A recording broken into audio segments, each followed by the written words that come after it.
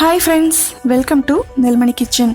இன்றைக்கி நம்ம பார்க்க போகிற ரெசிபி ரொம்பவே ஹெல்த்தியான கம்பு லட்டு.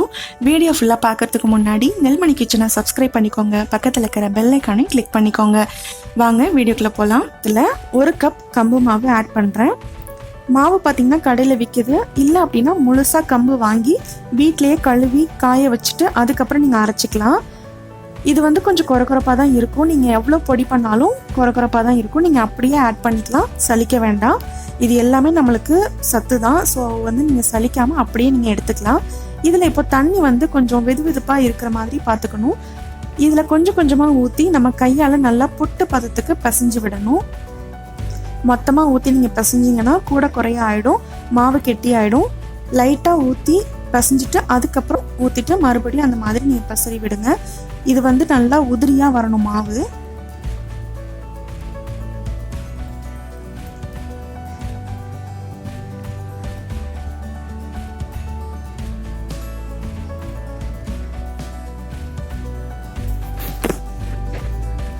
மாவு நல்லா தண்ணி விட்டு பிசைஞ்சதுக்கப்புறம் பார்த்தீங்கன்னா இந்த மாதிரி உதிரியாக இருக்கும். அதே சமயம் கையில் பிடிச்சி விடும்போது புட்டு மாதிரி நல்லா அந்த கொழுக்கட்டை மாதிரி நல்லா இறுக்கி பிடிச்ச மாதிரி இருக்குது பார்த்தீங்களா, அந்த மாதிரியும் இருக்கணும், உதிரியாகவும் இருக்கணும். இந்த மாதிரி ஸ்டேஜ் இருக்கும்போது நம்மளுக்கு கரெக்டாக இருக்கும். இதை இப்போ இட்லி பானையில் வேக வைக்க போகிறோம். தட்டில் நம்ம வைக்கலாம். இட்லி தட்டில் பார்த்தீங்கன்னா நான் எண்ணெய் தடவ வேண்டாம், அப்படியே நீங்கள் வச்சு வேக வைக்கலாம். ஆவியில் வேகிறது தான். இதிலே இட்லி பானை துணி வச்சு இட்லி ஊற்றுவோம் இல்லையா, அதில் கூட நீங்கள் வேக வச்சுக்கலாம். அது இன்னும் நல்லாயிருக்கும், தண்ணி பட்டு நல்லா வெந்துடும். ரெடி பண்ண மாவு 2 இட்லி தட்டில் வச்சுருக்கேன். இதை இப்போது வேக வச்சு எடுத்துக்கலாம்.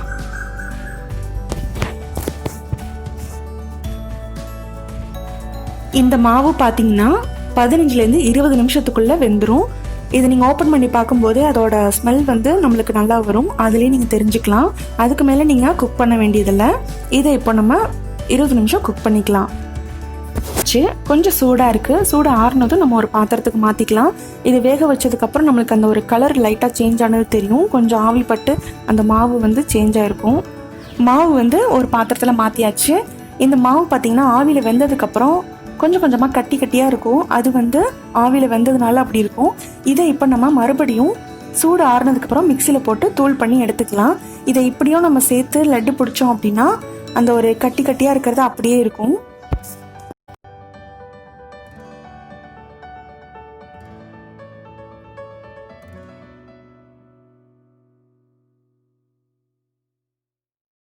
மாவு நல்லா தூள் பண்ணியாச்சு. நெக்ஸ்ட் ஒரு கடாயில் கொஞ்சமாக நெய் ஊற்றி கம்பு மாவை நம்ம லைட்டாக வறுத்து எடுத்துக்கலாம். ரொம்ப ஃப்ரை பண்ண வேண்டாம், லைட்டாக வறுக்கும் போது நம்மளுக்கு அந்த ஒரு ஸ்மெல் வரும், அது போதும். அப்போவே நீங்கள் ஸ்டாப் பண்ணிடலாம்.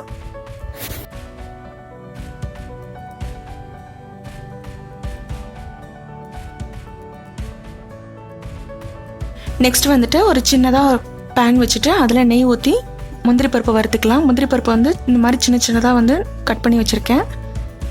இது நல்லா லைட்டாக கோல்டன் ப்ரௌன் வர மாதிரி வறுத்து எடுத்துக்கோங்க. முந்திரி பருப்பு வறுத்து எடுத்ததுலேயே கொஞ்சமாக நெய் விட்டு ஹீட் பண்ணி வச்சுருக்கேன். இது உருண்டை பிடிக்கிறப்ப தேவைப்படும். ஸோ இதை சூடு பண்ணி வச்சுக்கோங்க. இப்போ இந்த மாவில் வறுத்து எடுத்த முந்திரி பருப்பு, 1 கப் கம்பு மாவுக்கு 1/2 கப் வெல்லம், சர்க்கரை, பொடிச்ச சர்க்கரை இல்லை முழுசாக இருக்கிற வெல்லத்தை நீங்கள் பொடி பண்ணாலும் ஓகே தான். இது எல்லாத்தையும் நம்ம ஈவனாக மிக்ஸ் பண்ணிக்கலாம்.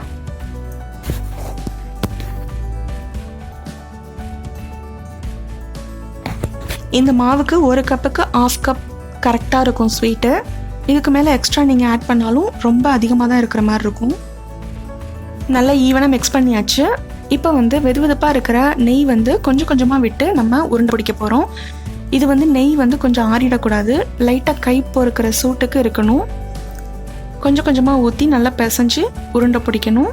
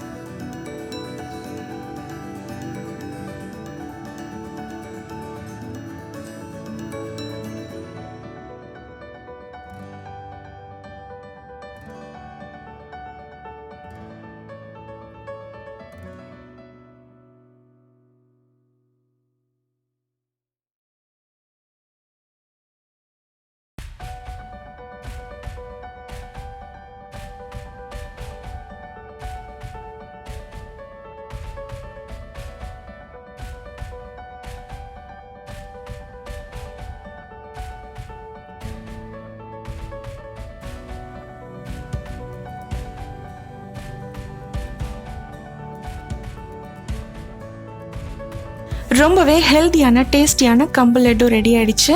இதை வந்து 2 வாரத்துக்கு ஒரு தடவையோ இல்லை 1 வாரத்துக்கு ஒன்ஸ் வந்து செஞ்சு நீங்கள் ரெடி பண்ணி வச்சிட்டிங்கன்னா ஸ்நாக் டைமில் இந்த மாதிரி கொடுத்து நம்ம பிள்ளைங்களுக்கு பழக்கணுன்னா வெளியில் இருக்கிற எந்த ஸ்வீட்டு அண்ட் காரத்துக்கும் ஆசைப்பட மாட்டாங்க.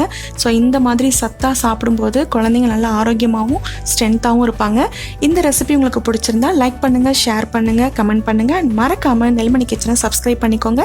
பக்கத்தில் இருக்கிற பெல் ஐக்கானையும் கிளிக் பண்ணிக்கோங்க. இதே மாதிரி டிஃப்ரெண்ட்டான ரெசிபிஸோட நெக்ஸ்ட் வீடியோவில் பார்க்கலாம். பாய்.